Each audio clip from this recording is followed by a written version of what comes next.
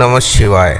हर हर महादेव मित्रों, स्वागत है आपका हमारे YouTube चैनल माधव वॉइस में।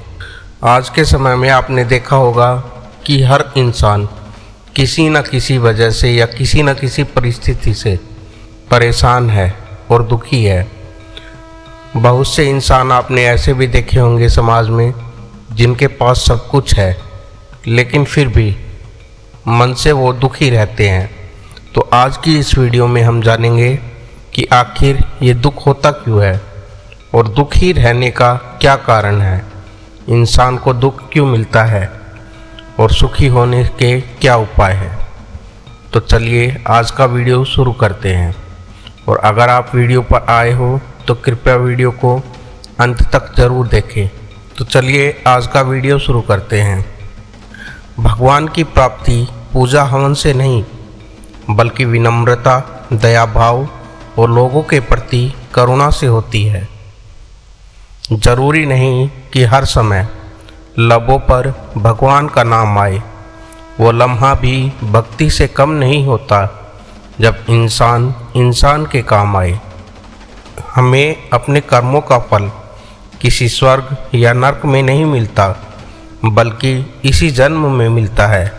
सबसे पहले हम बात करते हैं कि असली सुखी कौन है, क्योंकि इस संसार में संपूर्ण रूप से सुखी कोई नहीं हो सकता।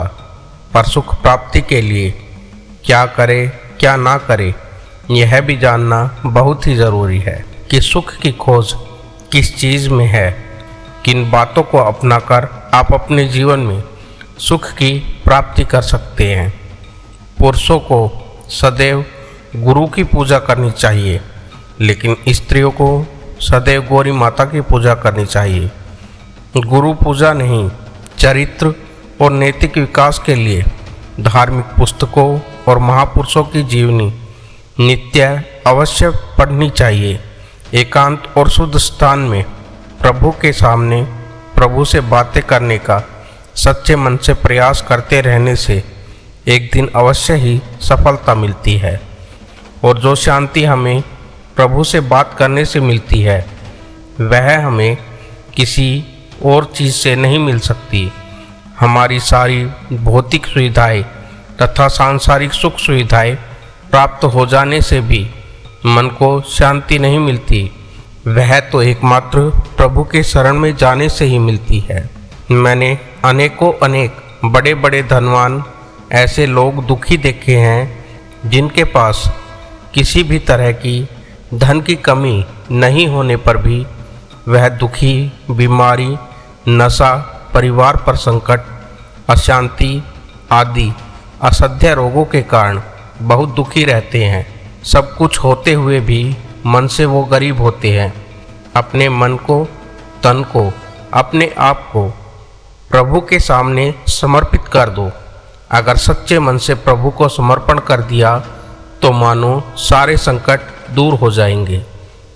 इसमें किसी भी प्रकार की शंका नहीं है। 100% शांति, सुख, आनंद मिल जाएगा और यह अवश्य ही होगा। बस ज़रूरत है उस महादेव के सामने खुद को 100% समर्पण करने की। जिंदगी में अगर इस बात की पहचान करनी है कि असली सुखी कौन है तो वह लोग सुखी है जो गुजरे हुए कल की बातों को नहीं दोहराते, जो गुजरे हुए कल की बातों को बार बार नहीं सोचते, जो अपने मन में अपने गुजरे हुए पल का मनन नहीं करते। केवल वही लोग सुख का अनुभव कर सकते हैं। वह सुखी है जो कभी भी क्रोध नहीं करते और हमेशा शांत रहते हैं। जो लोग अक्सर क्रोध करते हैं वो मन से अशांत रहते हैं और अशांत मन ही दुखों को आमंत्रित करता है। यही कारण है कि इंसान दुखी रहता है। जो लोग अपने गुजरे हुए कल को बार बार याद करते हैं वो लोग अक्सर आपने देखा होगा कि दुखी होते हैं। वह लोग भी सुखी होते हैं जो अपनी आमदनी से कम खर्चा करते हैं। अपनी आमदनी से कम खर्चा करने पर वो लोग अपने भविष्य के लिए कुछ न कुछ अवश्य जमा करते हैं जो कि संकट के समय उन्हें काम आता है। वह सुखी है जो दूसरों से कभी जलन और द्वेष नहीं रखते, अपने विचारों पर नियंत्रण रखते हैं। वे लोग सुखी रहते हैं जो अपनी आमदनी से कम खर्चा करते हैं। वह लोग भी सुखी रहते हैं जो समय की कीमत जानते हैं और अपने समय को कभी भी व्यर्थ जाया नहीं करते। वे सदैव अपने समय का पूर्ण उपयोग करते हैं। ऐसे मनुष्य सदैव सुखी रहते हैं। और जो मनुष्य आलस करता है वह सदैव दुखी रहता है। जो मनुष्य आलस नहीं करते वो सदैव सुखी रहते हैं। वह भी सुखी है जो अपने पड़ोसियों को कभी सुख देते हैं और पड़ोसियों से प्यार से मिलते हैं, जो अपनी पूरी क्षमता लगाकर ईमानदारी से धन इकट्ठा करके अपने लिए और दान धर्म के लिए तैयार रहते हैं। वह लोग भी सुखी रहते हैं। जो लोग अपनी क्षमता का सदुपयोग करते हैं, सेवा का भाव दूसरों के लिए सहयोग की भावना से अपने विचारों में रखते हैं और अपने इन्हीं विचारों के साथ समाज की सेवा करते हैं तथा गरीबों की मदद करते हैं, वो लोग मन से सदैव सुखी रहते हैं। जो लोग माता पिता गुरुओं की सेवा नहीं करते वो लोग दुखी रहते हैं। इसलिए यदि आपको अपने जीवन से दुख को दूर रखना है तो अपने माता पिता और अपने गुरुओं की सदैव सेवा कीजिए, उनका आदर कीजिए। अपने से नीचे वालों को देखो। संसार में सबसे ज़्यादा मनुष्य ऐसे मिलेंगे जिनकी कठिनाइयाँ और कष्ट आपकी कल्पना से भी कहीं अधिक है। अब तुम इस बात को समझ लो और किसी के साथ भी द्वेष व्यवहार ना करो, विशेष प्रेम का व्यवहार करो। दूसरों से आशा, दूसरों पर भरोसा और दूसरों पर विश्वास, यही जीव की नासमझी है जो कि उसके दुखों को आमंत्रित करती है और यही मुख्य कारण है मनुष्य के दुखों का। अब आप इस बात को समझ गए होंगे कि किसी के साथ द्वेष से व्यवहार न करने से यह सब प्रभु के प्रति हो जाए तो जीव कल्याण हो जाता है। यदि मनुष्य सच्चे भाव से भगवान पर आशा करे, भगवान पर विश्वास करे और भगवान से ही उम्मीद रखे तो कभी भी दुखी नहीं होगा। अगर आपके मन में यह विचार आता है कि यह घर अच्छा नहीं है तो थोड़ी देर शांत होकर यह सोचना कि कुछ लोग ऐसे भी हैं जिनके पास सोने के लिए घर भी नहीं है, सोने के लिए झोपड़ी तक नहीं है, और कुछ लोग तो ऐसे हैं जो कि सड़कों पर सोते हैं। तो उस प्रभु का शुक्र कीजिए कि उसने आपको कम से कम रहने के लिए छत तो दी है।